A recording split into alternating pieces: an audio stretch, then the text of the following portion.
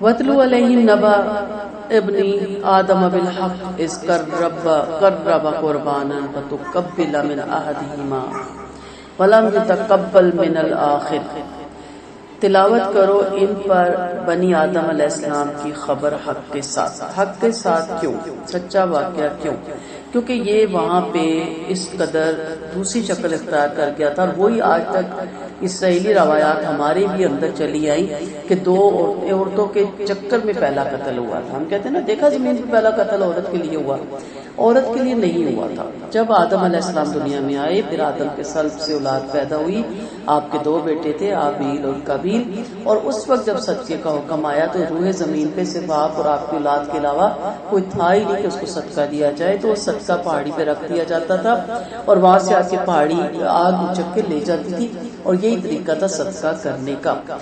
اب جو آبیل تھا، اس نے اپنا بہترین فربا بکرا یا جانور صدقے کے لیے سال بعد رکھا، اور جو قابیل تھا وہ کھیتیوں میں کام کرتا تھا، اس نے بڑی سڑی ہوئی اور بیکار گندم جا کے، جو بیکار تھی، جس کے اندر اتنے دانے نہیں تھے، اللہ نے بجلی بھیجی، آبیل کا صدقہ قبول ہو گیا، قابیل کا نہیں ہوا۔ اب قابیل کو انسلٹ فیل ہوئی، جب اس کو انسلٹ فیل ہوئی تو اس کے اندر حسد نے جنم لیا کہ اس کا کیوں ہوا، میرا نہیں ہوا۔ اس چیز کو اس نے بجائے ماننے کی کہ میں غلطی پہ تھا، اس نے اپنے بھائی سے جھگڑا کیا اور اس نے اپنے بھائی کو قتل کیا۔ تو دنیا میں اگر پہلا قتل ہوا تو وہ حسد کی بنا پہ ہوا۔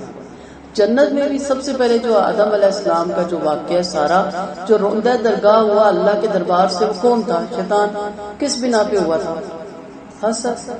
کہ آدم کو تم نے میری بات بنایا، مٹی سے بنایا، میں آگ سے بناؤں، میں زیادہ، میرے پاس بڑا علم ہے، علمی تکبر بھی تھا اس کو، تو حسد قتل کرواتی ہے۔ ٹھیک ہے، حسد ایسی چیز ہے کہ جو آپ کا صرف فزیکلی قتل نہیں کرواتی، آپ کو روحانی قتل بھی کر دیتی ہے، آپ کی نیکیوں کو بھی قتل کر دیتی ہے۔ حسد کے بارے میں آپ صلی اللہ علیہ وسلم کا فرمان ہے نا، حسد اس طرح نیکیوں کو جلاتا ہے جس طرح سوکھی لکڑی کو آگ جلا دیتی ہے۔ تو حسد سے بچے، یہ پہلا گناہ ہے، اس کے ساتھ پھر ریلیٹڈ ہے، پھر غصہ بھی آتا ہے، پھر کینہ بھی آتا ہے، پھر بغض بھی آتا ہے۔ یہ 10 دروازے ہیں شیطان کے جس کے ذریعے وہ اندر ہوتا ہے۔ پہلا حسد کا وہیں بند کر دیں۔ کسی کو دیکھیں اللہ اس کو نوازے، اس کا نصیب ہے بھائی، اللہ نے دیا نا، میں نعوذ باللہ اللہ سے جھگڑا کروں۔ حاسد کون ہوتا ہے؟ جو اللہ کے فیصلے کو مانتا نہیں، اللہ کے فیصلے کو ایکسپٹ نہیں کرتا۔ آپ کو اختیار ہے، آپ کی مرضی سے وہ فیصلہ کرے گا، آپ سے پوچھے گا۔ ہم جیسے گنہگاروں سے پوچھیں، ہم تو دے نہیں کسی کو۔ انسان کی تو فطرت ہے نا، یا میں اپنے پیاروں کو بانٹوں باقیوں کو، تو میں کہوں چھوڑو اس کو بھاڑ میں جائے۔ یہ سارے اللہ تعالیٰ کی اپنی تقسیم ہے، جس طرح بھی وہ تقسیم کرتا ہے بہترین کرتا ہے، اور ہر تقسیم میں اس کی آزمائش ہے۔ تو یہاں پہ آپ دیکھتے ہیں ترجمہ، آپ انہیں آدم کے دونوں بیٹوں کا سچا واقعہ سنائیں۔ جب دونوں نے اپنی اپنی قربانی پیش کی تو ان میں سے ایک کی قربانی قبول ہوگی، دوسرے کی قبول نہیں ہوئی۔ اس نے کہا میں تجھے قتل کر کے ہی چھوڑوں گا۔ دوسرے نے جواب دیا کہ تعالیٰ پرہیزگاروں ہی کا عمل قبول فرماتا ہے۔ یہ بڑا امپورٹنٹ جملہ ہے۔ تقوی والوں کا عمل قبول ہوتا ہے نا، غرور والے کا، متکبر کا تو نہیں ہوتا نا، ریاکار کا بھی نہیں ہوتا، دکھاوے والے کا بھی نہیں ہوتا۔ ٹھیک ہے، اس وقت تک آپ چیک نہیں چھوڑ دے جب تک آپ کی تصویر نہ کھینچ جائے۔ کیا سمجھتے ہیں وہ چیک قبول ہوتا ہے؟ اس وقت تک آپ کا دیا ہوا قبول نہیں ہوتا جب تک آپ کہتے ہیں 4 بندے نہ دیکھ لیں۔ ٹھیک ہے، سامنے دوسروں کے دیتے ہیں، جب سامنے دیتے ہیں تو سامنے والوں نے دیکھ لیا، بس عزت ہوگی، شہرت ہوگی، چاہے پھر سامنے والوں سے اجر لیجیے گا۔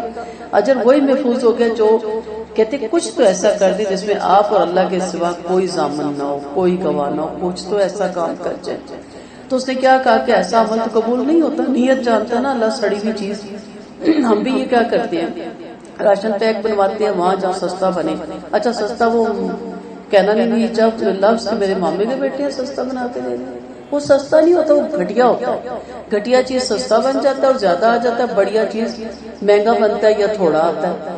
سستا راشن اللہ نہیں عمل قبول کرتا، گھٹیا گھی، گھٹیا چینی، گھٹیا دالیں، گھٹیا کپڑے دینے دلانے والے رمضان میں گھٹیا، میں کہتی ہوں خود پہنے آپ کو پتا چلے کیسے لگتے ہیں آپ، کیسی فیلنگ ہوتی ہے آپ کی۔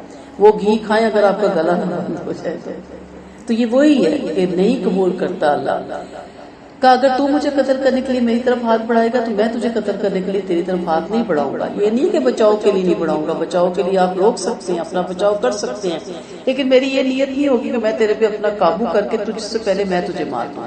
یہ کبھی مومن کی نیت نہیں ہونی چاہیے۔ میں رب العالمین سے ڈرتا ہوں، میں تو چاہتا ہوں کہ تو میرے اور اپنے گناہ کو لے کر لوٹے اور تو جہنمیوں میں سے ہو، اور ظالموں کی یہی سزا ہے۔ اب وہ اس کو سمجھا رہا ہے، ٹھیک ہے، اس کو بتا رہا ہے کہ اس کا کتنا گناہ، ایک حسد کر رہے ہو، ایک بھائی سے لڑ رہے ہو، ایک بھائی کو مارنے پہ تلے ہوئے ہو، اگر تم نے یہ سب کچھ کام کر دیا تو سارے جہنمیوں کے کام ہیں۔ لیکن آخر کار وہ اپنے بھائی کے قتل پہ راضی ہو گیا، کیونکہ شیطان بھی اس کو اچکولے دے رہا تھا، شیطان بھی اس کو بار بار سمجھا رہا تھا، آخر اس نے قتل کر ڈالا۔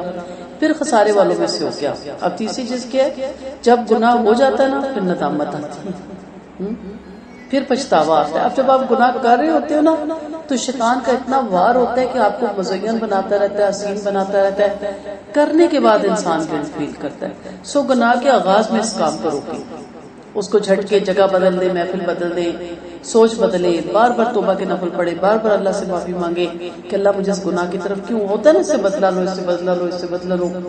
فلاں محفل میں آئی ہوگی، دو سنانا، یہ کھڑکیاں بند کریں کہ ہم گھر سے کھول کے گئے ہوتے ہیں اور ہم کہتے ہیں ہم آگے ایک دم آگے آگے، بس میرے سے برداشت نہیں ہوا۔ برداشت کیوں نہیں ہوا؟ آپ نے کھڑکیاں کھولی ہوئی تھی، آپ کھڑکیاں بند کریں، نہیں آ بھی گی تو کچھ نہیں کہوں گی، سامنے آ گی تو اوائڈ کر جاؤں گی، کچھ کہے گی بھی تو درگزر کر دوں گی، کہتے رہے وہ سامنے آئے گی، اگر وہ کچھ کہتی بھی تو اب ادھر ادھر ہو جاتے ہو۔ گھر سے ہم نے کھڑکیاں کھولی ہوتی ہیں، ان نیگیٹو کھڑکیوں کو بند کریں، پازیٹو کھڑکیوں کو کھولیں جس میں اللہ اور اس کے رسول کے احکامات آتے ہیں کہ میں معاف کروں گی تو مجھے اللہ معاف کرے گا، میں درگزر کروں گی مجھ سے اللہ درگزر کرے گا، میں دوں گی اللہ مجھے دے گا، میں کسی کے لیے راستہ آسان کروں گی اللہ میری راہیں آسان کرے گا، میں صلہ رحمی کروں گی میرا رزق بڑھے گا۔ ان کو اتنا یاد کر لیں، اتنا یاد کر لیں کہ معاملے کے وقت ٹھک آ جائے۔ ہمیں معاملے کے وقت کیا آتا ہے، تو نے ایک گالی دی میں تجھے دو دوں گی، تو نے میری ماں کو دی میں تیری دادی کو بھی دوں گی، تجھے پتہ ہی نہیں تیری دادی کون تھی۔ کرتے ہیں نا ہم، بتاتے ہیں تم اتنی بدتمیز نہیں ہو جتنی میں بدتمیز ہوں۔ تو ان کھڑکیوں کو بند کریں، تو یہ بھی ہمیں ملتا ہے۔ پھر اللہ نے ایک کوا بھیجا جو زمین کھودنے لگا۔ اب پہلا قتل پہلی فوت کی تھی، اس سے پہلے کوئی مرا نہیں تھا روئے زمین میں، تو اللہ نے کوے کے ذریعے راز ہو جائی، اسے دکھایا کہ کس طرح اپنے بھائی کی لاش چھپائے۔ اس نے کہا بڑی شرم کی بات ہے، افسوس میں اس کوے سے بھی کیا گزرا ہوں کہ اپنے بھائی کی لاش کو چھپا دیتا۔ پھر وہ سخت نادم ہوا۔ اب اس ندامت کا کوئی فائدہ نہیں نا، وہ تو شیطان قیامت کے دن بھی ندامت دے گا نا، کیا ہم نے پیچھے پڑا۔ انسان کی اللہ اس میرے گناہوں میں اور میرے میں اتنی دوری ہو جائے، بعید کی دوری ہو جائے، اس وقت تو ندامت ہوگی، پر اس وقت کا ندامت کبھی فائدہ نہیں دے گی۔ سو دنیا میں کوشش کریں اپنے آپ کو گناہوں سے سٹارٹ کے وقت ہی روک لیں۔ نبی کریم صلی اللہ علیہ وسلم نے فرمایا جب دو مسلمان تلوار سے مقابلہ کرتے تو قاتل اور مقتول دونوں جہنمی ہوتے۔ صحابہ نے پوچھا قاتل تو ہے لیکن مقتول کیوں؟ کہا کہ اس کا بھی اگر وار چلتا تو وہ بھی اس کو قتل کرتا، یعنی آپ بچاؤ کے لیے لڑیں تو ٹھیک، لیکن اگر آپ اس لیے لڑتی ہیں کہ میں اس کو قتل ہی کر دوں، صفحے ہستی سے مٹا دوں، تو بچاؤ کے بھی بہانے آپ کہتے کیا کریں، مجھ پہ وار کیا تھا، میں نے اپنے آپ کو بچانا نہیں، اور اس وار میں آپ اس کو مار ہی دیتی ہیں، تو اس کا مطلب ہے کہ آپ کے پیچھے نیت کہتی، ہاں نیت نہیں ہے۔ کئی دفعہ جھگڑا ہوتا ہے، انسان غصے سے گھوسا مارتا ہے، جیسے موسیٰ علیہ السلام نے مارا تھا، وہ وہیں کو مر گیا تھا، ٹھیک ہے۔ کئی دفعہ کو پتھر مار دیتا لڑائی میں، اینٹ اٹھا کے، اسے قتل عمدن نہیں کہتے، وہ غیر ارادی طور پہ ہو جاتا ہے، وہ اینٹ ایسی جا کے لگتی ہے کہ بندہ جگہ پہ پھڑک کے مر جاتا ہے، تو وہ چیزیں اس میں نہیں آتی۔ لیکن اگر آپ کی نیت ہے کہ میں آ رہا ہوں گھر سے اور آ کے تجھے سیدھا کرتا ہوں، اور نیت یہ ہے کہ آج تو اس کو زندہ نہیں چھوڑنا، تو پھر وہ قاتل اور مقتول دونوں جہنمی ہوتے ہیں۔ اللہ تعالیٰ ہم سب کو معاف کرے۔ ابن عمر رضی اللہ عنہ فرماتے ہیں کہ لوگوں میں سب سے زیادہ بدبخت اور فرزند آدم ہے جس نے سب سے پہلے اپنے بھائی کو قتل کیا تھا۔ قیامت تک جو ناحق خون ہوگا اس میں اس سے بھی ضرور برائی کا حصہ ملے گا، کیونکہ اسی شخص نے پہلے قتل کیا۔ سو جو گناہ کی روش آپ یہاں، کوئی بدعت آپ یہاں چھوڑ جائیں گے، آپ کے بعد جتنی آنے والی نسلیں اس بدعت پہ عمل کریں گے، اس کا گناہ آپ کے کھاتے میں جائے گا۔ اسی طرح کوئی نیکی، کوئی بھلائی کا کام، صدقہ جاریہ کا کام آپ چھوڑ کے جائیں گے، آپ کے مرنے کے بعد جتنی دنیا اس پہ عمل کرے گی وہ بھی آپ کے کھاتے میں جائے گی۔ اکاؤنٹ آپ کے ہاتھ میں آخرت کا، اب آپ کی مرضی، آپ اچھائیوں کا اکاؤنٹ کھلوانا چاہتے ہیں، خدا نخواستہ برائیوں کا اکاؤنٹ کھلوانا چاہتے ہیں۔ اسی وجہ سے ہم نے اسرائیلیوں پر لکھ دیا کہ جس نے کسی کو بغیر کسی جان کے ملک میں فساد کرنے کے لیے قتل کیا تو گویا اس نے تمام لوگوں کو قتل کیا، اور جس نے اسے زندہ رہنے دیا گویا اس نے سب لوگوں کو زندہ رہنے دیا۔ بلا شبہ یہودیوں کے پاس ہمارے رسول روشن دلیلیں لے کر آ چکے، پھر اس کے بعد بھی ان میں سے بہت سے لوگ ظلم اور زیادتی میں مبتلا رہے۔ ان کی جزا جو اللہ سے اور اس کے رسول صلی اللہ علیہ وسلم سے جنگ کرتے ہیں اور زمین پر فساد مچاتے پھرتے ہیں، یہی ہے کہ انہیں قتل کیا جائے، پھانسی دی جائے، یا ان کے دونوں ہاتھ پاؤں الٹے سیدھے کاٹے جائیں، یا وطن سے جلا وطن کر دیا جائے، یا ان کی دنیاوی رسوائی اور آخرت میں ان پر بھاری عذاب ہوگا، مگر جنہوں جنہوں نے اس سے پہلے کہ تم پر قادر ہو توبہ کر لی تو یقین مانو حق تعالیٰ ہر خطا کار پہ مہربان ہے، یعنی اللہ معاف کرنے پہ قادر ہے۔ ابو ہریرہ رضی اللہ عنہ فرماتے ہیں عثمان رضی اللہ عنہ کے پاس ان کے معاشرے کے وقت میں آیا اور آپ سے آپ کی مدد کی درخواست کی۔ فرمایا ابو ہریرہ کیا تمہیں یہ گوارا ہے کہ تم تمام لوگوں کو مجھ سمیت قتل کر ڈالو؟ میں نے کہا نہیں، یعنی جنگ چھڑ جائے گی اور قتل ہوں گے۔ فرمایا اگر ان میں سے تم نے کسی ایک شخص کو بھی قتل کر دیا گویا تم نے سبھی کو قتل کر ڈالا، لہٰذا واپس چلے جاؤ، میری یہی مرضی، اللہ تم کو اجر دے اور گناہوں سے بچائے۔ چنانچہ جب میں چپ چاپ واپس آ گیا۔ ابن عباس کی بھی روایت ہے کہ نفس کا زندہ رہنے دینا یہ ہے کہ کسی ایسے ایک شخص کو بھی قتل نہ کیا جائے جس کا قتل اللہ نے حرام کر دیا، گویا انسان نے اپنے اس فعل سے تمام لوگوں کو زندہ رہنے دیا، یعنی قتل ناحق کے روکنے سے تمام لوگ محفوظ اور سلامت رہتے ہیں۔ تو منع کیا جاتا ہے کہ جھگڑے بھی ہو جائے، کچھ بھی ہو جائے، پوری کوشش کریں کہ قتل نہ ہو۔ لیکن عید رسالت میں ایک سخت سزا بھی ہمیں ملتی ہے، یہ کن کے لیے؟ جو کہ سرکش ہیں اور اذیت دیتے ہیں لوگوں کو۔ انس رضی اللہ بن مالک کہتے ہیں قبیلہ عقل کے 8 آدمی آپ صلی اللہ علیہ وسلم کے پاس آئے، آپ کے ہاتھ پہ بیعت کی، مدینہ کی آب و ہوا انہیں راس نہ آئی، آپ نے انہیں چروائی کے ساتھ مدینہ سے باہر جنگل میں بھیجا تاکہ آپ کی وہاں کی آب و ہوا میں ٹھیک رہے، اونٹ کا دودھ پینے کے لیے کہا، چنانچہ لوگ چلے گئے، وہاں اونٹ کا دودھ پی کر خوب موٹے تازے ہو گئے، جب چست ہو گئے چروائی کو قتل کر ڈالا، اونٹوں کو ہکا کر لے گئے۔ جب خبر آپ سے تک پہنچی تو آپ نے ان کے تعاقب میں ایک دستہ بھیجا جو ان کو گرفتار کر کے لائے۔ آپ نے ان کے الٹے سیدھے ہاتھ پاؤں کاٹے، آنکھوں میں گرم سلائیاں پھیری، دھوپ میں ڈال دیے، جہاں تک ایڑیاں رگڑ رگڑ کے مر گئے۔ اب دیکھا جائے تو بڑی ظالمانہ سزا دی ہے ہمارے مذہب نے۔ ہمارا مذہب اس کو ظالمانہ سزا دیتا ہے جو ظلم سے باز نہیں آتا۔ اس چروائی نے جس نے ان کی خدمت کی صلے میں کیا دیا گیا؟ اس کو موت، اور اس کے اونٹ بھی ہکا کر لے گئے۔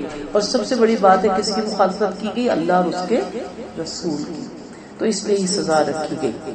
پھر فرمایا انہیں قتل کیا جائے یا پھانسی دی جائے، الٹے سیدھے ہاتھ پاؤں کاٹے جائیں یا جلا وطن کیا جائے۔ ابن عباس رضی اللہ عنہ فرماتے ہیں جو مسلمان پر ہتھیار اٹھائے اور راستہ خطرناک بنا دے، امام کو اختیار ہے خواہ اسے قتل کر ڈالے، پھانسی دے دے یا ہاتھ پاؤں کاٹے۔ یہ تعزیرات میں آتا ہے، یہ وہ سزائیں ہیں جو اسلام نے بھی مقرر کی۔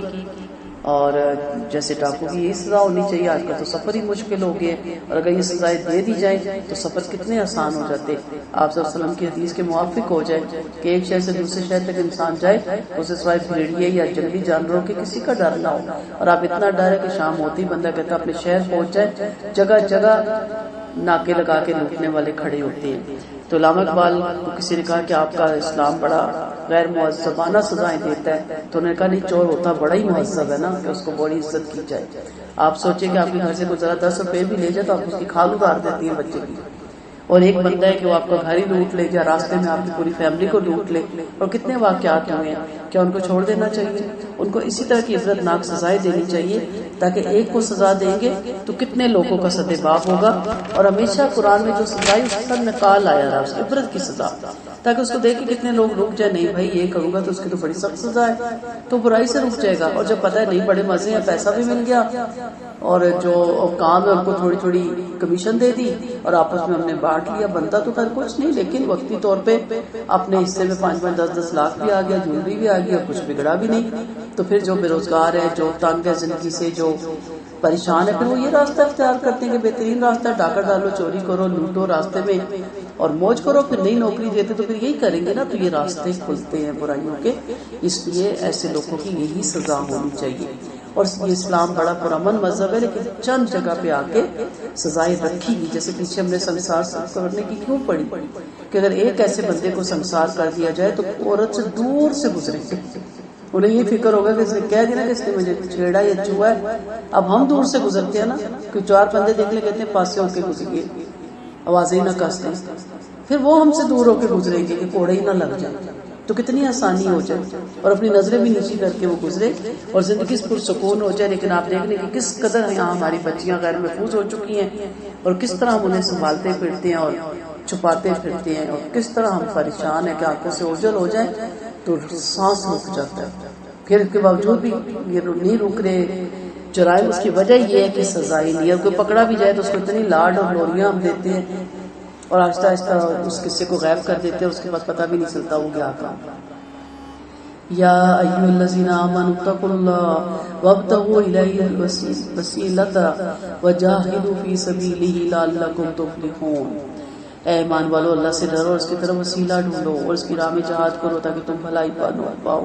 یقین مانو جو کافر ہیں اگر ان کے پاس زمین کی ساری دولت ہو اور اس کے ساتھ اس جیسی اور بھی ہوتی کہ قیامت والے دن اللہ کے عذابوں سے بچنے کے لیے دے دے فدیے میں، تو ان سے قبول نہیں کی جائے گی اور ان کے لیے دردناک عذاب ہے، اور آگ سے نکلنا چاہیں گے مگر اس سے نہیں نکل پائیں گے، انہی کے لیے دردناک عذاب ہے۔ یا وسیلہ جو نئی چیز آپ نے دیکھی ہے، الذین آمنوا اتقوا اللہ، اللہ سے ڈرو، اور وسیلے کا بیان ہے۔ حق تعالی ایمان والوں کو تقوی کا حکم دیتا ہے۔ جب تقوی اطاعت کے ساتھ ملا ہوا ہو تو اس سے گناہ سے باز رہنا آسان ہوتا ہے اور پھر اللہ کے احکامات پہ چلنا آسان ہوتا ہے۔ اس کے بعد فرمایا کہ اللہ کی طرف وسیلہ ڈھونڈو۔ ابن عباس رضی اللہ عنہ فرماتے ہیں وسیلے سے تقرب نزدیکی ہے، وسیلے کے ایک معنی مقصد تک پہنچنے کا ذریعہ ہے۔ وسیلہ جنت کی انتہائی بلند مرتبے کا ایک نام ہے جو نبی کریم صلی اللہ علیہ وسلم کا مقام ہے اور آپ کا راحت قدا ہے۔ یہ جگہ عرش سے بہت زیادہ قریب ہے، اور نبی کریم صلی اللہ علیہ وسلم کی حدیث سے بھی پتہ چلتا ہے کہ وہ جگہ ہوگی جہاں میں سجدہ کروں گا، پھر اللہ مجھے کہیں نہیں اٹھاؤں، کیا مانگتے ہو تو میں اپنی جو امت ہے اس کے بارے میں شفاعت مانگوں گا۔ اور ویسے اس کی عام تفسیر یہ ہے کہ ہر وہ نیک عمل جو آپ نے اللہ کی رضا کے لیے اختیار کیا اور ہر وہ گناہ اور برائی جو آپ نے اللہ کے ڈر سے چھوڑی وہ آپ کا وسیلہ ہے۔ اس کے لیے آپ وہ 3 لوگوں کی کہانیاں یاد کر لیں جو ایک غار میں پھنس گئے تھے، آگے پتھر آ گیا تھا۔ ایک نے کیا ڈھونڈا تھا وسیلہ کہ اپنے ماں باپ کا خدمت گزار ہوں، تو پتھر ہٹ گیا تھا۔ اور ایک نے کہا تھا کہ ایک عورت تک میری رسائی حاصل ہو گئی تھی زنا کے لیے، لیکن اس نے کہا اللہ سے ڈرو، تو اللہ میں تیرے ڈر سے رک گیا، میں نے اسے شفیع بھی دے دی اور میں زنا سے بھی باز آیا، تو اللہ تعالیٰ نے اس کو بھی اور پتھر کو سرکا دیا تھا۔ اور تیسرا وسیلہ ایک اس کے پاس بندے نے نوکری کی اور وہ اجرت لیے بغیر ناراض ہو کے چلا گیا، اور وہ کافی عرصے کے بعد آیا تو میں نے اس کی اجرت سے بکری خریدی اور اس سے بہت سارا ریوڑ بن گیا۔ جب اس نے آگے کہا اللہ سے ڈر اور مجھے میری اجرت دے، تو میں نے کہا جاؤ سارا باڑا تیرا ہے، تو اس نے کہا مجھ سے مذاق نہ کر، کہا نہیں یہ تیرا ہی ہے، میں نے تیرے پیسوں سے بنایا، تو سارا باڑا لے کے چلتا بنا، تو اللہ نے غار سے وہ پتھر کو ہٹا دیا تھا۔ یا آپ صلی اللہ علیہ وسلم نے حدیث میں ہمیں یہ واقعہ سنایا، یہ کوئی عام سریلی روایت نہیں۔ اس سے وسیلے سے مراد ہر وہ نیک عمل ہے، اور آپ نماز میں دہرا بھی سکتے ہیں، نعوذ باللہ احسان نہیں، آپ دہرا سکتے کہ اللہ تعالیٰ تو نے مجھے قدرت دی ہے گناہ کرنے پہ، اختیار دیا نا نیکی کرنے کے لیے، لیکن میں تیرے ڈر سے گناہ سے روکتا ہوں اپنے آپ کو، تو میں اس کو وسیلہ بناتا ہوں، تو میری دعا کو قبول کر۔ آپ کہہ سکتی ہیں کہ اللہ تعالیٰ میں نے تیرے ڈر سے شرک کو چھوڑا اور میں صرف تیرے سوا کسی کی چوکھٹ پہ نہیں جھکتی، میں تجھ سے تیری صرف عبادت کرتی ہوں، میرے اس وسیلے کو سامنے رکھ اور میری دعاؤں کو شرف قبولیت دے۔ تو وسیلے کو دہرایا جا سکتا ہے، بس یہی نہیں کہ اس آیتوں میں باقی آپ پڑھ چکے ہیں۔ والسارق والسارقات فاقطعوا أيديهما جزاء بما كسبا نكالا من الله والله عزيز حكيم۔ چور مرد اور چور عورت کا ہاتھ کاٹ کر جو ان کی کمائیوں کا بدلہ ہے۔ ہاتھ اس لیے دیے تھے اللہ نے کہ لوگوں کے مال لوٹو، ان ہاتھوں کو اس لیے بنایا تھا اللہ نے، اس لیے اللہ نے کہا کہ ان کے ہاتھوں کی کمائی ہے کاٹ دو، اور اللہ کی طرف سے سزا ہے، اور اللہ غالب و حکمت والا ہے۔ پھر جو ظلم کے بعد توبہ کر لے اور اپنی اصلاح کر لے تو یقیناً اللہ اس کی توبہ قبول فرما لے گا۔ یاد رکھو اللہ خطا پوش اور مہربان ہے، کہ آپ کو معلوم نہیں ہے کہ زمین اور آسمان پر بادشاہت اللہ کی، جسے چاہے عذاب دے، جسے چاہے معاف فرما دے، اور اللہ ہر چیز پر قدرت رکھنے والا ہے۔ رحمت العالمین صلی اللہ علیہ وسلم نے فرمایا حق تعالیٰ چور پر لعنت فرماتے ہیں، اور اس پہ لعنت ہو جو خود چوراتا ہے جس کی وجہ سے اس کا ہاتھ کاٹ دیا جاتا ہے، اور اسی چھوٹی رسی چراتا ہے یا انڈا چراتا ہے جس کی وجہ سے اپنا ہاتھ کٹوا دیتا ہے۔ آپ صلی اللہ علیہ وسلم نے ایک ڈھال میں ہاتھ کاٹا جس کی قیمت صرف 3 درہم تھی، کہ آپ نے صرف 3 درہم کے پیچھے سے کہا کہ اپنا ہاتھ تم نے کٹوا دیا۔ تو کاٹنا اس لیے اسلام نے ہے کہ جیسے میں نے ابھی کہا نا نکالن عبرت بنے، اور جب ایک ہاتھ، بڑی لمبی تفصیل ہے میں نے شارٹ بتا رہی ہوں، جب پہلا ہاتھ کاٹا جائے گا اگر وہ پھر بھی باز نہ آئے ڈاکے سے یا چوریوں سے، تو پھر اس کا دوسرا الٹا پاؤں کاٹا جائے گا، اور پھر بھی وہ باز نہ آئے تو پھر اس کا الٹا ہاتھ کاٹا جائے گا، پھر بھی نہ باز آئے تو پھر اس کا سیدھا پاؤں، یعنی ایک اتنے ہزار رہنے چاہیے کہ وہ محنت کرے۔ تو اس لیے یہ صرف اس لیے کہ عبرت حاصل ہو۔ آپ صلی اللہ علیہ وسلم کے دور میں ایک قریشی عورت نے چوری کی، اس کے لیے آپ جانتے ہیں ہم بچپن سے کتابوں میں پڑھتے آئے، بڑی ہی یہ خوبصورت حدیث ہے، اور بہت سے ایک صحابہ کو بھیجا آپ کے پاس سفارش کے لیے. جب آپ نے بات کی تو آپ صلی اللہ علیہ وسلم کے چہرہ متغیر ہو گیا، اور وہاں بڑی خوبصورت الفاظ آپ نے کہا کہ جب پہلی قوموں میں کوئی امیر چوری کرتا تھا اسے چھوڑ دیا جاتا تھا، کوئی غریب کرتا تھا اسے مار دیا جاتا تھا، اور یہی ان کی تباہی کا سبب بنا تھا. اور کہا قسم ہے اس ذات کی جس کے قبضے میں میری جان ہے، میری بیٹی فاطمہ بھی چوری کرے گی تو میں اس کا ہاتھ کاٹوں گا. چنانچہ آپ نے عورت کا ہاتھ کاٹا. حضرت عائشہ کہتی ہیں کہ اس کے بعد اس نے توبہ کر لی اور اپنی اصلاح کر لی. اس نے نکاح بھی کیا، وہ ہمارے پاس بھی آتی تھی، اور آپ صلی اللہ علیہ وسلم اس کی ضرورتیں بھی پوری کرتے تھے. پھر آر نہیں دلانا. ہم تو چور چوری بھی چھوڑ دیتے اور چور کرتے ہیں نا، اور نشے اور جواری، اس سے منع کیا گیا. جب ایک بندے کو احساس ہو گیا، اس نے توبہ کر لی، تو ایسا ہو گیا جیسے بلکہ وہ مگر میں ہم سے بھی بہتر ہو گیا نا. اسے توبہ کی توفیق ملی، بہت بڑی توفیق ہوتی ہے. تو پھر اس کو دوبارہ اس نے اصلاح کر لی، تو پھر اس کو کبھی دہرانا بھی نہیں. کیونکہ انسان غصے سے کہتا ہے اچھا چل پھر میں تجھے پھر کر کے بتاتا ہوں. غصہ آ جاتا ہے نا، بار بار کسی کو آر دلائے، وہ پھر کہتا ہے میں کئی دفعہ اگلے اینٹ اٹھا کے مار دیتے، کیا وجہ مجھے تنگ کر رہا تھا، بار بار مجھے چھیڑ رہا تھا، میں نے اینٹ مار دی. تو پھر بندہ کہتا ہے غلط کیا نا، کیوں تم نے اس کو غصہ دلایا. تو منع کرتا ہے اسلام جب کوئی توبہ کر لے، کوئی رقاصہ توبہ کر لے، کوئی گلوکار، تو ہم تو بخشتے ہی نہیں. ہم تو کہتے ہیں 7 چوہے کھا کے بلی آج کو چلی. میرا رب تو کہتا ہے تم ایسے ہو گئے جیسے ماں کے پیٹ سے آج پیدا ہوئے. ایک صحابی کو جب سنسار کیا گیا، جب انہوں نے اپنی زنا کا اعتراف کیا تو باقی صحابہ نے کچھ کراہت ظاہر کی. جب خون کے چھینٹے ان پہ پڑے تو آپ صلی اللہ علیہ وسلم نے کہا اس کی چھینٹے پوری بستی پہ دے دیے جائے نا تو پورا علاقہ معاف ہو جائے. اتنا اللہ کو پسند آیا اس کا ایکسپٹ کرنا اپنے گناہ کو اور سزا کو لینا، اتنا اللہ کو پسند آیا. تو اس لیے ہم تو کہتے ہیں کہ دیکھا نا سزا بھگت کے آیا، جیل میں رہ کے آیا. کئی لوگ وہاں جاتے ہیں اور حافظ قرآن بن کے آتے ہیں، کئی لوگ نمازی بن کے آتے ہیں. تو آر مت دلائیں تاکہ وہ دوبارہ اس سے دور رہے. یا ایھا الرسول لا یحزنک الذین یسارعون فی الکفر من الذین قالوا آمنا بافواہہم ولا تؤمن قلوبہم. اے رسول صلی اللہ علیہ وسلم اپنے آپ کو ان لوگوں میں سے کفر میں جلدی کرنے والوں کے غم میں نہ ڈالیں جو منہ سے تو کہتے ہیں کہ ہم مومن ہیں لیکن ان کے دل مومن نہیں. اور ان لوگوں میں سے جو یہودی اور جھوٹ کو سننے والے اور دوسری قوم کے لیے جو آپ کے پاس نہیں آئی جاسوسی کرتے، جو کلمے ان کی جگہ سے بدل ڈالتے، کہتے ہیں کہ اگر تم کو یہ حکم دیا جائے تو اسے لے لو، اگر تم کو یہ حکم نہ دیا جائے تو اس سے بچو. جس کو اللہ گمراہ کرنا چاہتا ہے آپ اس کے لیے اللہ کی طرف سے کسی چیز کا اختیار نہیں رکھتے. یہی وہ ہیں جن کے دل پاک کرنے کا حق تعالیٰ نے ارادہ نہیں فرمایا. انہی کے لیے دنیا میں بھاری رسوائی، انہی کے لیے آخرت میں بڑا عذاب ہے.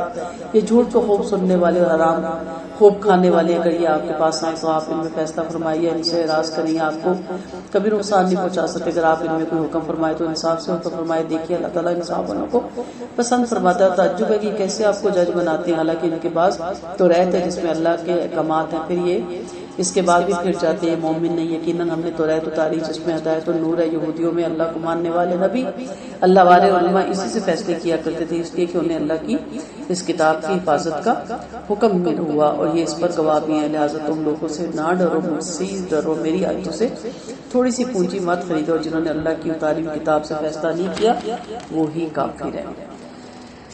یہ سارے احکامات پہلے گزر چکے کہ نبی کریم صلی اللہ علیہ وسلم کو وہ منصب بھی مانتے تھے لیکن اپنا فیصلہ بھی وہ ادھر نہیں لے جانا چاہتے تھے کیونکہ حق پہ فیصلہ ہوگا. اور توریت میں بھی فیصلہ ہوا ہوتا تھا جیسے اس کے شان نزول میں بتایا جاتا ہے. یہودی سے زنا ہو گیا، انہوں نے رجم والی آیت کو مٹا دیا اور پھر انہوں نے کہا گیا کہ اور صرف 100 کوڑوں والی آیت لکھ دی ہے وہاں، کہا کہ منہ کالا کر کے گدھے میں پھرایا جائے. انہوں نے کہا نہیں ہم آپ صلی اللہ علیہ وسلم کے پاس مقدمہ لے کے جائیں گے. آپ نے کہا نہیں اس کو رجم کیا جائے. کیا تمہاری کتاب میں یہ نہیں ہے؟ کہا نہیں ہماری کتاب میں نہیں. کہا لاؤ پڑھو. وہ پڑھتے وقت اس پہ ہاتھ رکھ لے، ان کا ہاتھ ہٹاؤ اور نیچے سے پڑھو. اور توریت انجیل میں بھی یہی تھا کہ جو میرڈ زانی ہے اس کو سنسار کیا جائے. تو اس وقت آیتیں اتری کہ آپ ان کی مرضی کے فتوے نہیں دیں گے، آپ قرآن و سنت کے مطابق فتوے دیں گے اور تمام شریعتوں میں اس کی سزا سنسار کرنا تھا. اور جب آپ یہ کام کرے تو ڈرے مت. اللہ تعالیٰ آپ کے ساتھ ہے، اللہ تعالیٰ آپ کا مددگار ہے، اللہ آپ کو کبھی بھی ان کے حوالے نہیں کرے گا. وَكَتَبْنَا عَلَيْهِمْ فِيهَا أَنَّ النَّفْسَ بِالنَّفْسِ وَالْعَيْنَ بِالْعَيْنِ وَالْأَنْفَ بِالْأَنْفِ وَالْأُذُنَ بِالْأُذُنِ وَالسِّنَّ بِالسِّنِّ وَالْجُرُوحَ قِصَاصٌ. ہم نے ان پر توریت میں بھی یہ بات واجب کر دی کہ نفس کے بدلے نفس، آنکھ کے بدلے آنکھ، ناک کے بدلے ناک، کان کے بدلے کان دانت کے بدلے دانت اور زخموں کا بھی بدلہ، اور جس نے معاف کر دیا تو معافی اس کے لیے کفارہ ہے، اور جس نے اللہ کے اتارے ہوئے احکام کے مطابق فیصلہ نہیں کیا وہی ظالم ہے۔ باقی چیزیں تو ہمیں پتہ چلتی ہیں، اگر جس نے آنکھ پھوڑی تو اس کی آنکھ پھوڑی جائے گی، لیکن اگر کسی کی پھوٹی ہوئی آنکھ کانی تھی تو صحت مند آنکھ نہیں پھوڑی جائے گی۔ کسی کا سر پھٹا تو سر نہیں پھاڑا جائے گا، ہو سکتا ہے دوسرے کا پھاڑے تو اس کی موت ہی واقعہ ہو جائے، ٹھیک ہے۔ تو یہ پھر حکومت وقت خیر ہمارے ہاں تو یہ لاگو ہی نہیں ہے کہ ہم کہیں، بہرحال یہ اس وقت کے جو خلیفہ ہے وہ فیصلہ کرتے تھے کہ کس حد تک اس کو چھوڑ دی جائے، لیکن ٹانگ ٹوٹی تو ٹانگ توڑی جائے گی، اس سے موت کا نہیں ہے۔ پھر اسی طرح کسی کے پیٹ میں لگیا ہے، پیٹ میں زخم آیا، کوئی دوسری حاملہ عورت ہے، مارنے والی عورت ہے، تو اس کو نہیں مارا جائے گا کیونکہ حمل گرنے کا خطرہ ہوتا ہے۔ نئی چیز ہے زخموں کا قصاص۔ اب زخم لگ گیا، زخموں کا قصاص دینا جائز نہیں جب تک کہ زخم اچھا نہ ہو جائے۔ اگر زخم اچھا ہونے سے پہلے قصاص دیا جائے اور زخم بڑھ گیا اور بڑھنے کی صورت میں کوئی عضو کاٹنا پڑا تو پھر دوبارہ نہیں آئیں گے قصاص دینے، اس لیے صبر کیا جائے، جب زخم اپنا صحیح ٹھیک ہو جائے تو اس کے مطابق پھر اس سے بدلہ لیا جائے۔ پھر یہاں معاف کرنے کی بہت فضیلت ہے کہ ہو گیا، اسے غصہ تھا یا غلطی ہو گئی تو معاف کر دو، کیونکہ معاف کرنے سے معاف کرنے والے کے گناہوں کا کفارہ ہوتا ہے۔ مثلا آپ کے پاؤں پہ کسی کی پینسل ریل والی جوتی آ جاتی ہے، چیخ نکل جاتی ہے نا، تو آپ کی کوئی بات نہیں، برداشت کرنا مشکل ہوتا ہے۔ کوئی ہمیں کہتا ہے سوری، ہم کہتے ہیں کوئی بات نہیں، دیکھ کے چلا کرو نا، اندھی ہو کہتے ہیں نا، کیونکہ تکلیف بڑی سخت ہو رہی ہوتی ہے۔ تو یہ چیزوں سے منع ہے۔ اگر آپ دل سے معاف کر دیں تو آپ کے گناہوں کا، اب ذرا سی چپ گئی کوئی چیز، کسی کی کونی لگ گئی سفر میں اور اس کے بدلے میں آپ درگزر کر کے اپنے سارے گناہ معاف کر لیں تو یہ سودا مہنگا ہے، بہت سستا ہے۔ یہ اپنے عباس فرماتے ہیں یعنی جس نے معاف کر دیا اور صدقہ کر دیا، یہ بھی ایک صدقہ ہی ہے، تو اس معافی سے زخمی کرنے والے کے گناہ کا کفارہ ہو جائے گا، یعنی جس نے زخمی کیا، اور زخمی کو ثواب ملے گا، ٹھیک ہے۔ تکلیف بھی برداشت کی اور معاف کر کے ایک دوسرے سے بھی گناہ جھڑتے ہیں تکلیف برداشت کرنے سے، اور گناہوں کا کفارہ بھی ہو گیا۔ جابر بن عبداللہ فرماتے ہیں مجروح کے گناہ کا کفارہ ہو جاتا ہے، یعنی جو زخمی ہوا ہے۔ آپ صلی اللہ علیہ وسلم نے فرمایا کفارہ اس شخص کے لیے جس کا دانت توڑا گیا ہو یا ہاتھ کاٹا گیا ہو یا کوئی اور چیز کاٹی گئی ہو یا بدن کو زخمی کیا گیا ہو اور اس نے معاف کر دیا تو اس کے سارے گناہ معاف ہو جاتے ہیں۔ تو معاف کرنا سیکھیں، اللہ تعالیٰ معاف کرنے کو بہت پسند کرتا ہے، اور ہم نے اس کے نقش قدم پر ان کے پیچھے پیچھے عیسیٰ بن مریم کو بھیجا۔ اٹھ کے بیٹا، اٹھ ویری بیڈ، اٹھ کے صحیح سلیقے سے بیٹھ کے سیٹ رکھیے اس کے بعد بیٹا، اچھا نہیں لگتا ایسے مجلس میں۔ پہلی کتاب کو توریت کی تصدیق فرماتے تھے اور ہم نے انہیں انجیل دی جس میں ہدایت اور نور ہے، جو اپنے سے پہلی کتاب توریت کو سچا بتاتی ہے اور پرہیزگاروں کے لیے ہدایت اور نصیحت ہے۔ انجیل والوں کو اس میں اللہ کے اتارے ہوئے احکام کے مطابق حکم کرنا چاہیے، جو اللہ کے اتارے ہوئے احکام کے مطابق حکم نہ کرے وہ فاسق اور فاجر ہے۔ اور ہم نے آپ پر سچائی کے ساتھ کتاب اتاری جو سابقہ کتابوں کی تصدیق کرتی ہے اور ان پر امین ہے، اس لیے آپ ان میں سے اسی کو حکم کے معاف کے حکم کریں جو اللہ نے اتارا، ان کے خواہشوں کی پیروی نہ کرے اور حق سے نہ ہٹے۔ تم میں سے ہر ایک کے لیے ہم نے شریعت اور راہ مقرر کر دی، اگر اللہ چاہتا تو تم کو ایک ہی قوم بنا دیتا، لیکن اس کی چاہت ہے کہ تم کو اس چیز میں آزمائے جو اس نے تمہیں دی ہے، لہٰذا نیکیوں میں سبقت کرو، تم سب کو اللہ کی طرف لوٹنا ہے، پھر وہ تمہیں تمہارے اختلاف کی خبر دے دے گا، اور یہ کہ آپ ان میں اسی حکم کے موافق عمل حکم کرے جو اللہ نے اتارا اور ان کے خواہشوں کی پیروی نہ کرے اور آپ ان سے بچے، ایسا نہ ہو کہ وہ آپ کو بعض اللہ کے اتارے ہوئے احکام سے بگا دے، پھر اگر وہ پھر جب یقین مانی کہ اللہ ہی نے ان کے بعض گناہوں کی وجہ سے سزا دینا چاہتا ہے، اور کثرت سے لوگ فاسق فاجر ہے، پھر کیا وہ جہادیت کا حکم تلاش کرتے ہیں؟ یقین کرنے والوں کے لیے اللہ سے زیادہ کون اچھا حکم کرنے والا ہے۔ یا ایھا الذین آمنوا لا تتخذوا اليہود والنصارى اولیاء بعضهم اولیاء بعض ومن یتولهم منکم فانہ منهم ان اللہ لا یہدی القوم الظالمین۔ اے ایمان والو، یہودی اور عیسائیوں کو دوست نہ بناؤ اور آپس میں ایک دوسرے کے دوست ہیں، اور تم میں سے جو ان سے دوستی کرے یقیناً انہی میں سے حق تعالیٰ ایسے ظالموں کو کسی صورت بھی ہدایت نہیں فرماتا۔ اور آپ انہیں جن کے دلوں میں بیماریاں دیکھیں گے کہ وہ ان کی دوستی میں سبقت کر رہے ہیں، کہتے ہیں کہ ہمیں زمانے کی گردش کی پہنچ جانے کا ڈر ہے، بس ممکن ہے کہ جلدی حق تعالیٰ فتح لے آئے یا اپنے پاس سے کوئی اور بات لے آئے، پھر یہ ان باتوں پر جو اپنے دلوں میں چھپاتے ہیں پشیمان ہوں گے، اور ایمان والے کہیں گے کیا یہ وہی ہیں جو اللہ کی سخت سخت قسمیں کھایا کرتے تھے کہ ہم تمہارے ساتھ ہیں، اور ان کے عمل غارت ہو گے اور یہ ناکام ہوں گے۔ یا ایھا الذین آمنوا من یرتد منکم عن دینہ فسوف یأتی اللہ بقوم یحبہم ویحبونہ۔ اے ایمان والوں، اگر تم میں سے کوئی اپنے دین سے پھر جائے تو عنقریب اللہ ایسے لوگ لے آئے گا جن سے اسے محبت ہوگی اور انہیں اللہ سے محبت ہوگی، جو ایمان والوں کے حق میں نرم اور کافروں کے حق میں سخت ہوں گے اور اللہ کی راہ میں جہاد کریں گے اور برا بھلا کہنے والوں کے برے بھلے سے نہیں ڈریں گے۔ اللہ کا فضل ہے، جس کو چاہے عنایت فرمائے، اور اللہ بڑی وسعت والا ہے اور بڑے علم والا ہے۔ تمہارے دوست اللہ اور اس کا رسول صلی اللہ علیہ وسلم اور ایمان والے ہیں جو نماز کے پابند ہیں، زکوٰۃ ادا کرتے ہیں اور اللہ کے سامنے جھکے ہوئے ہیں، اور جو اللہ سے اس کے رسول صلی اللہ علیہ وسلم سے اور ایمان والوں سے دوستی کرے اس سے لائق ہے، کیونکہ اللہ ہی کی جماعت غالب آنے والی ہے۔ میں اسے ترجمہ اس لیے پڑھ رہی ہوں کہ دوستی پہ، کفار کی دوستی پہ شروع کے پاروں میں بڑی تفصیلی ہماری بات ہوئی۔ یا ایھا الذین آمنوا لا تتخذوا الذین اتخذوا دینکم ہزوا ولعبا من الذین اوتوا الکتاب من قبلکم والکفار اولیاء واتقوا اللہ ان کنتم مؤمنین۔ صرف انہیں سے دوستی نہیں کرنی، ان سے بھی نہیں کرنی جو دین کو مذاق اور کھلواڑ بناتے ہیں۔ صحبت، مجلس اور دوست آپ نے خود ڈھونڈنے، اور کون سے ڈھونڈنے ہیں؟ جو اللہ اور اس کے رسول کی اطاعت کرتے ہیں اور جن کے اندر اللہ کا ڈر ہے۔ اے ایمان والو، اہل کتاب میں سے ان لوگوں کو جنہوں نے تمہارے دین کو مذاق اور کھیل مقرر کیا، اور کافروں کو دوست نہ بناؤ، اور اللہ سے ڈر جاؤ اگر تم ایمان والے، اور جب تم نماز کے لیے اعلان کرتے ہو تو اس مذاق کا مذاق اڑاتے ہیں، کھیل کرتے ہیں، یہ اس لیے کہ وہ نہ سمجھ ہے۔ وہ تو خیر باقاعدہ تالیاں بجاتے تھے، ڈھول پیٹتے تھے تاکہ اذان کی آواز بھی نہ آئے اور نمازیوں کو بھی ہم میڈیٹیٹ کریں، لیکن کبھی سوچا کہ ہمارا رویہ کیا ہوتا ہے؟ ہمارے یہاں اذانیں ہو رہی ہوتی ہے تو ہم کیا کر رہے ہوتے ہیں، اور ہمارے یہاں جماعت کھڑی ہو رہی ہوتی ہے تو ہم کیا کر رہے ہیں؟ ذرا اپنے رویہ دیکھیں تو آپ کو پتہ چل جائے گا کہ آج کے مسلمان کا رویہ اسی طرح ہو گیا کہ جو شاعر اللہ کی ظاہری تہذیب تھی وہ بھی ہمارے اندر سے ختم ہونی شروع ہو گئی۔ ہماری امیوں کے دور پہ فوراً خاموشی ہو جاتی تھی، اگر ریڈیو چل رہے ہیں، اس دور میں ریڈیو ہوتے تھے بند ہو جاتے تھے، چلنے تو اس دور میں بھی نہیں چاہیے تھے، لیکن آج تو پتہ ہی نہیں چلتا اذانیں ہو کہ ختم ہو جاتی ہیں، نہ ہم کریں نہ ہمارے بچے آگے سے کریں۔ تو شاعر اللہ ان کی تہذیب انہیں سکھائی جائے تاکہ ہمارے بچوں کے اندر اس چیز کا ہے۔ اور اگر آپ کو یاد ہو تو میں نے اذان کے جواب دینے کی فضیلت پہ پورا درس دیا تھا، بہت اجر و ثواب ہے، اور اس کے بعد پھر درود شریف پڑھنے کا بھی بہت اجر و ثواب ہے۔ تو جب اذان ہو تو بڑی احترام کے ساتھ اس کو سنا جائے۔ آپ فرما دیں اے اہل کتاب، کیا تم اس کا ہم سے انتقام لیتے ہو کہ ہم اللہ پر ایمان لائیں اور اس کتاب پر جو ہم پر اتاری اور ان پر جو اس سے پہلے ہوتی؟ دیکھو تم اس میں اکثر فاسق اور فاجر ہے۔ آپ فرما دیں کیا میں تمہیں بتاؤں کہ اللہ کے نزدیک جزا میں اس سے بھی پورا اجر پانے والا کون ہے؟ وہ ہے جس پر اللہ نے پھٹکار ڈالی اور اللہ ان سے ناراض ہو گیا اور ان میں سے بعض کو بندر اور سور بنا دیا، اور جنہوں نے بت پرستی کی وہ بدترین گھر والے اور سیدھی راہ سے بہت کی پھٹکے ہوئے۔ جب تمہارے پاس آتے ہیں تو کہتے ہیں ہم مومن ہیں، حالانکہ کفر ہی کے ساتھ داخل ہوتے ہیں اور انہی کے ساتھ نکل گئے، اور اللہ وہ باتیں خوب جانتا ہے جنہیں وہ چھپاتے ہیں۔ آپ انہیں گناہوں میں زیادتی میں اور حرام کاموں میں خوب لپٹنے والے دیکھیں گے، ان کے عمل انتہائی برے ہیں، انہیں ان کے عابد اور عالم گناہوں سے اور حرام کھانے سے کیوں نہیں روکتے تھے؟ واقعی ان کے کارنامے انتہائی شرمناک ہیں۔ ان آیتوں میں اللہ تعالیٰ علماء کو مذمت کر رہے ہیں، یعنی اس وقت ان کے جو علماء تھے وہ اپنے لوگوں کو نہیں روک سکے یا روکتے ہی نہیں تھے، کس لیے کہ باطل طریقے سے مال ہڑپ کریں، حرام کھائیں، معافی نامے بیچیں، اس لیے لوگوں کو کھلی چھوٹ دے رکھی تھی اور اپنی کتابوں کو بند کر رکھا تھا انہوں نے پجروں میں، اور خود ہی دیتے تھے فتاوے اور اپنی مرضی کے دیتے تھے۔ ان چیزوں کا آپ سامنے رکھیں تو کیا آج کے علماء کا یہ کام نہیں بنتا کہ وہ یہ استخارے، تویز، دھاگے، گنڈوں کے چنگل سے لوگوں کو باہر نکالیں، بارہا اس کے بارے میں تقریریں کریں، درس دیں تاکہ عوام الناس، عام عوام ان کے چنگل سے باہر نکلیں؟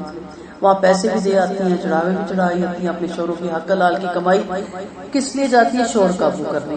اب اس کے پاس جاتے ہو غیر بندے کو تو گھر میں کرو نا قابو، اپنے اخلاق سے، کردار سے، اپنے اچھے معاملات سے، آپ اپنی سیرت سے قابو کریں نا، یعنی ہمیں کچھ کرنا نہ پڑے، کوئی ایسا تویز، دھاگا، گنڈا مل جائے، ہم گھول گھول کے اس کو پلائیں، یقین کریں نہیں قابو آتا، مرد نہیں قابو آتا۔ مرد بار ہنستا ہے، بار مرد وہ کہتا ہے پتہ نہیں کہ دم کر کر کے پلانیاں رہنیاں، پی لینے ہنسی۔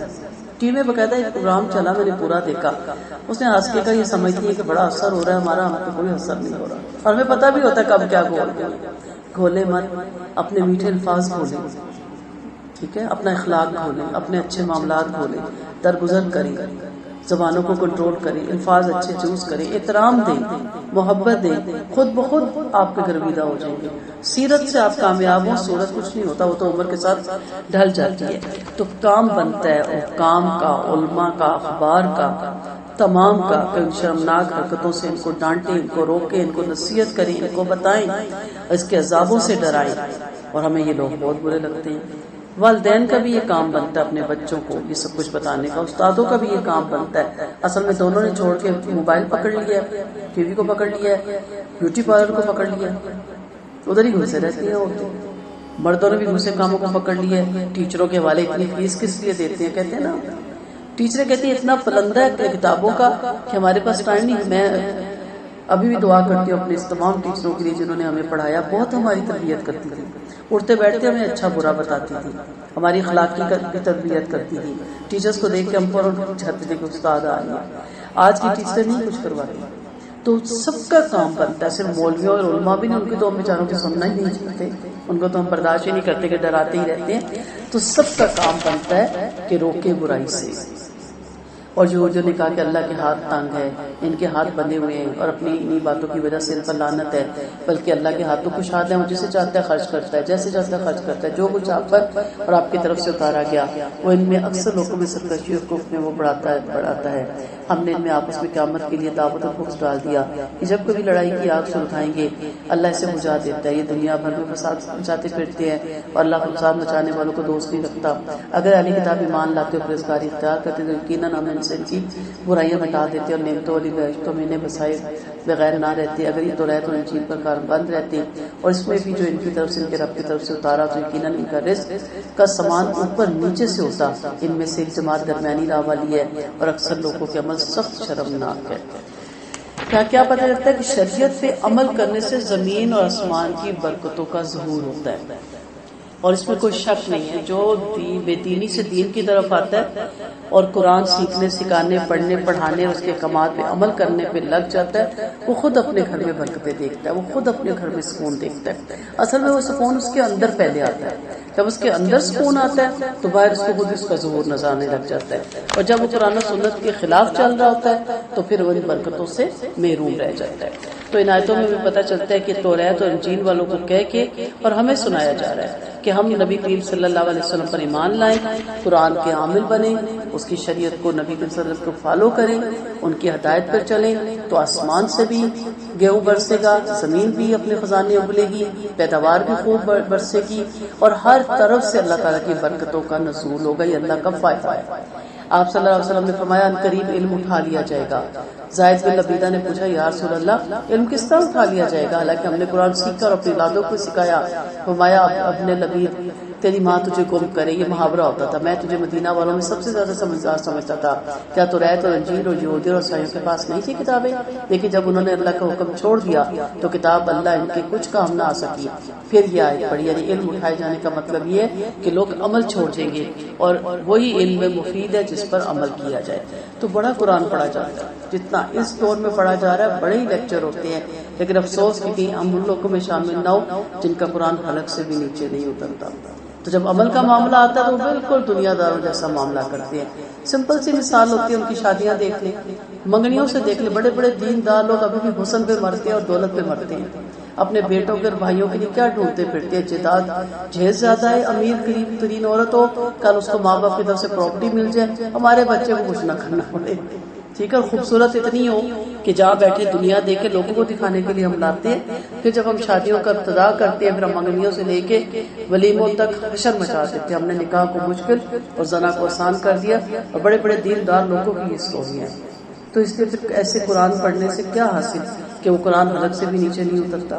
ابن عباس فرماتے ہیں آپ صلی اللہ علیہ وسلم نے حجۃ الوداع کے خطبے میں فرمایا لوگوں آج کیا دن ہے. صحابہ نے فرمایا حرمت والا. فرمایا کون سا شہر ہے, بولا حرمت والا. فرمایا کون سا مہینہ, بولے حرمت والا. فرمایا یاد رکھو تمہارے مال خون اور آبرو تم پر اس طرح حرام ہے جیسے تمہارا یہ دن حرمت والا, یہ شہر حرمت والا, اور یہ مہینہ حرمت والا. پھر آپ نے یہ جملہ بار بار دہرایا, پھر آسمان کی طرف انگلی اٹھا کر چند بار فرمایا اے اللہ میں نے تبلیغ کر دی.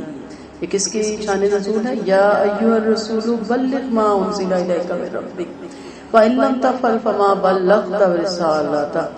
اے رسول صلی اللہ علیہ وسلم آپ کے رب کی طرف سے جو کچھ آپ سے اترا ہے آپ تک تبلیغ کریں. اگر آپ ایسا نہیں کریں گے تو اپنی رسالت کی تبلیغ کا حق ادا نہیں کریں گے. نعوذ باللہ, یہ سوچا بھی نہیں جا سکتا کہ آپ صلی اللہ علیہ وسلم ایسا نہیں کریں گے. انہیں کہہ کہ ان کی امت کو سنایا جا رہا ہے. واقعی آپ لوگوں سے اور اللہ آپ کو لوگوں سے بچا لے گا. واقعی اللہ کا آپ لوگوں کو ہدایت نہیں دیتا. یعنی جب ہم دین کا کام کرنے لگتے تو پہلا ڈر کیا ہوتا ہے, لوگ ہمیں کوئی لیبل نہ لگا دیں, فیملی ہمارا مذاق نہ اٹھائے. جب اللہ کے دین کے کام کے لیے نکلے تو سارے ڈر نکال دیں. کتنا کچھ ذلیل کرے گا کر لے. آپ صلی اللہ علیہ وسلم نے فرمایا نا جب تم رلائے جاؤ تو مجھے یاد کرنا, میں بہت رلایا گیا. جب تم ستائے گئے تو مجھے یاد کرنا, میں بہت ستایا گیا, مجھ سے زیادہ کوئی نہیں ستایا گیا. تو اس نبی کے امتی ہیں, اس کے پیروکار ہیں، ان کی شفاعت کے حقدار کہلانے کے قابل کوشش کر رہے ہیں، تو پھر اللہ کا ڈر نکال دیں، اللہ تعالیٰ ہی حفاظت کرتے ہیں۔ نبی کریم صلی اللہ علیہ وسلم پر جب یہ آیتیں اتری تو آپ پھر نڈر ہو گئے، پہلے کوئی نہ کوئی آپ کو پیرا دیتا تھا، پھر فرمایا آپ جاؤ، ایک صحابی تھے پیرا دے رہے تھے، ہتھیار کی آواز آئی، آپ صلی اللہ علیہ وسلم نے پوچھا کون ہے، آواز آئی میں سعد بن مالک ہوں یا رسول اللہ، فرمایا کیوں آئے ہو، بولا آپ کا پیرا دینے کے لیے، فرماتی ہیں آپ نے آرام سے سو جاتے تھے، آپ کی خراٹے کی آواز آتی تھی، جب یہ آیتیں اتری تو آپ نے اسے کہا جاؤ، اب مجھے کسی کا ڈر نہیں، اللہ نے میری حفاظت کا ذمہ اپنے پاس دے دیا۔ تو دنیا والی کتنی آپ کی حفاظت کر سکتے ہیں، ان کو مار کے آپ تک پہنچ سکتے ہیں، لیکن یہ صبح شام کے جو اذکار ہوتے ہیں، اللہ کے جو احکامات ہوتے ہیں، یہ آپ کے ارد گرد ایک احسار بنا دیتے ہیں اور ہمیشہ آپ اللہ کی حفاظت میں رہتے ہیں۔ آپ فرما دیں کہ اہل کتاب تمہیں تم کسی چیز پر بھی نہیں، جب تک توریت اور انجیل اور اس سب پر جو تم پر تمہارے رب کی طرف سے اتارا گیا کاربند نہ ہو، جو کچھ آپ پر اتارا گیا ان میں سے اکثر لوگوں میں سرکشی اور کفر ہی بڑھاتا ہے۔ آپ ان کافروں پہ غم نہ کھائیں، ایمان والے یہودی بے دین مشرک عیسائی یا کوئی بھی ہو، اللہ پر اور آخرت پر جو ایمان لائے گا وہ اچھے عمل بھی کرے گا، اسے کوئی نہ خوف ہوگا نہ کوئی غمگین ہوگا۔ یعنی دین کے مقبول ہونے کے لیے کسی فرقے اور جماعت کا ہونا ضروری نہیں۔ یہودا و نصارہ ہے نا، مجوسی عیسائی ہیں، ہمارے یہاں فرقہ اور جماعت مت دیکھیں، اصل کیا ہے کہ آپ اللہ پر اور آخرت پر ایمان لاتے ہیں تو یہی نجات کا دار و مدار ہے۔ اس لیے قرآن اور نبی کے مقلد ہو جائیں اور ان کے مطابق زندگی گزاریں تو آپ کامیاب ہو جائیں گے انشاءاللہ۔ بلا شبہ ہم نے اس لیے سے عہد و پیمان لیا اور ان کے پاس متعدد رسول بھیجے، جب کوئی رسول شریعت کو لاتا جو ان کے طبیعت کے موافق ہوتے تو کسی اور کو تو جھٹلاتے تھے اور کسی کو قتل کر ڈالتے، انہوں نے سمجھ لیا کہ کوئی سزا نہ ہوگی اس سے، اور بھی اندر بہرے بن کے پھر اللہ نے اپنی رحمت سے ان کی توبہ قبول فرمائی۔ پھر بھی ان میں سے بہت سے لوگ اندر بہرے رہے اور اللہ ان کے عمل کو خوب دیکھ رہے۔ یہ ان کی عادت ہوتی تھی، کوئی پیغمبر آتا تھا تو اس کو مار دیتے تھے۔ یہاں اسی کا ذکر ہے کہ بارہا اللہ ان کی توبہ قبول کرتا تھا اور بار اللہ ان کو معاف کرتا تھا۔ بلا شبہ وہ کافر ہے جن کا یہ کہنا ہے کہ اللہ ہی مسیح بن مریم ہے، حالانکہ مسیح نے کہا تھا اسرائیلو اللہ کی عبادت کرو جو میرا اور تمہارا رب ہے۔ دیکھو جو اللہ کے ساتھ شریک ٹھہرائے اس پر اللہ نے جنت حرام کر دی، اس کا ٹھکانہ جہنم ہے، ظالموں کا کوئی مددگار نہیں۔ یقیناً وہ بھی کافر ہے جنہوں نے کہا اللہ تین میں سے تیسرا ہے، حالانکہ ایک ہی معبود کے سوا کوئی عبادت کے لائق نہیں۔ اگر یہ اپنی باتوں سے باز نہیں آئے تو ان میں سے کافروں کو یقیناً سخت دردناک عذاب میں مبتلا کیا جائے گا۔ پھر یہ کیوں اللہ سے توبہ نہیں کرتے، اس سے مغفرت کیوں نہیں مانگتے؟ اللہ تو بڑا بخشنے والا انتہائی مہربان ہے۔ مسیح بن مریم تو صرف ایک پیغمبر ہے، آج پہلے بہت پیغمبر گزر چکے اور ان کی والدہ سچی تھی اور دونوں کھانا کھاتے تھے۔ دیکھیے ہم کس طرح ان کے سامنے دلیلیں بیان کرتے، پھر دیکھیے کس طرح پلٹ جاتے ہیں۔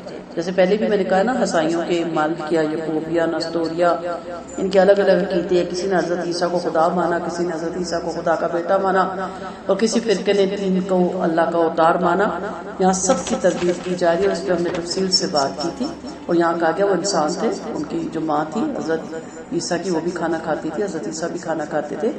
دنیا میں وہ عام انسانوں کی طرح پیدا ہوئے تو خدا کے بیٹے کیسے ہو سکتے ہیں، یا خدا نعوذ باللہ کیسے ہو سکتے ہیں؟ آپ فرما دیجیے کیا تم اللہ کو چھوڑ کر اس کی پرستش کرتے جو تمہارے نفع اور نقصان پر قادر نہیں، اور اللہ ہی خوب سننے والا اور خوب جاننے والا۔ آپ فرما دیں اہل کتاب اپنے دین میں ناحق زیادتی نہ کرو، ان لوگوں کی خواہشوں کے پیچھے نہ لگو جو پہلے سے گمراہ ہیں، اور بہت سے لوگوں کو گمراہ کر چکے اور سیدھی راہ سے بھٹک چکے ہیں۔ لوئن الذین کفروا من بنی اسرائیل علی لسان داؤد عیسیٰ بن مریم ذلک بما عصوا وکانوا یعتدون۔ اسرائیلیوں کافروں پر داؤد اور عیسیٰ بن مریم کی زبانی لعنت کی کہ وہ نافرمانیاں کرتے تھے، زیادتیاں کرتے تھے، اور آپس میں ایک دوسرے کو بری باتوں سے روکتے نہ تھے۔ یعنی امر بالمعروف اور نہی عن المنکر جو نہ کرے وہ اللہ کی لعنت کا مرتکب ہوتا ہے۔ واقعی ان کے افعال بدترین تھے، آپ ان میں سے اکثر کافروں سے دوستیاں کرتے ہوئے پائیں گے۔ یقیناً وہ عمل پورے ہیں جو انہوں نے اپنے لیے آگے بڑھائے اور اللہ ان سے ناراض ہوا، اور وہ عذاب میں ہمیشہ ہمیشہ رہنے والے۔ اگرچہ اللہ پر، نبی پر، اور جب جو نبی پر اترا اس پر ایمان لاتے تو انہیں وہ دوست بناتے، لیکن ان میں سے اکثر فاسق ہیں۔ لَتَجِدَنَّ أَشَدَّ النَّاسِ عَدَاوَةً لِلَّذِينَ آمنوا اليهود والذين اشركوا ولتجدن اقربهم مودة للذين آمنوا الذين قالوا إنا نصارى ذلك بأن منهم قسيسين ورهبانا وأنهم لا يستكبرون۔ آپ یہودیوں اور مشرکوں کو مومنوں سے سخت عداوت رکھنے والا پائیں گے، اور عیسائیوں کو محبت میں ایمان والوں سے قریب پائیں گے، کیونکہ ان میں علماء اور عابد ہیں اور وہ غرور نہیں کرتے۔ ان آیتوں میں اس وفد کے بارے میں اتری جو نجاشی نے رحمت العالمین کی خدمت میں بھیجا تھا تاکہ آپ کی باتیں سنیں اور آپ کی خوبیاں بیان کریں۔ جب آپ صلی اللہ علیہ وسلم کی خدمت میں پہنچے تو آپ نے قرآن پڑھ کر سنایا تو یہ رونے لگے اور عاجزی کا اظہار کرنے لگے۔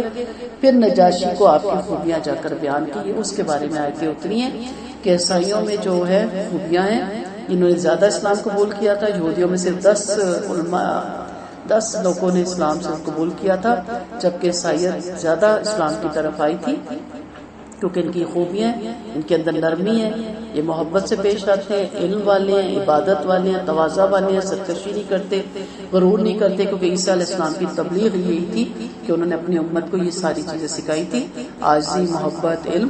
تو یہاں پہ ان کی تعریف کی گئی کہ ان باقیوں کے مقابلے میں یہ دین کی طرف زیادہ آتے ہیں۔ وآخر دعوانا ان الحمد للہ رب العالمین سبحانک اللہم و بحمدک نشہد ان لا الہ الا انت نستغفرک و نتوب الیک۔ السلام علیکم ورحمۃ اللہ وبرکاتہ۔